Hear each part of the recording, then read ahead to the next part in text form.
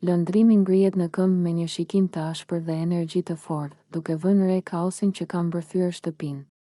Ai i sheh tavolinat e mbuluara me mbeturina, dyshemet të papastra dhe çdo cep të shtëpisë të ngarkuar me gjëra të hedhura kudo. Pa humbur kohë, ai fillon të flasë me një ton të fortë dhe autoritar, duke bërë që të gjithë banorët të ndihen të tensionuar. Lëndrimi, dëgjoni të gjithëve. Kjo shtëpi duket si stall derash.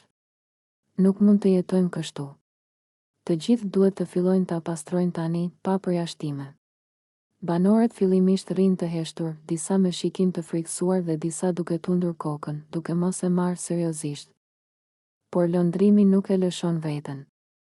Ai afrohet tek qendra e dhomës dhe rrit zërin, duke i bërë të gjithë të ndihen të përfshirë në situatë. Lëndrimi, po, unë po ju flas të gjithëve. Nuk ka kush nuk është gabim këtu. Çdo person ka përgjegjësi për këtë kaos. Nuk ka justifikime. Nëse nuk filloni ta bëni tani, kjo shtëpi do të mbetet gjithmonë e ndotur. Dua të shoh ndryshim. Banorët fillojnë të lëvizin ngadalë, duke marrë mjete pastrimi dhe duke u përpjekur të rregullojnë kaosin. Lëndrimi inspekton veprimet e tyre, her pas here duke ju drejtuar me udhëzime specifike. Lëndrimi, shiko këtu. Dyshemeja akoma nuk është e pastër. Tavolina duhet të jetë pa asnjë mbeturinë. Dhe ju, të gjithë bashkohuni. Shtëpia duhet të duket si duhet, ose nuk do ta toleroj më. Ai ecën përreth, kontrollon çdo cep dhe i tregon secilit banor se ku gabojnë.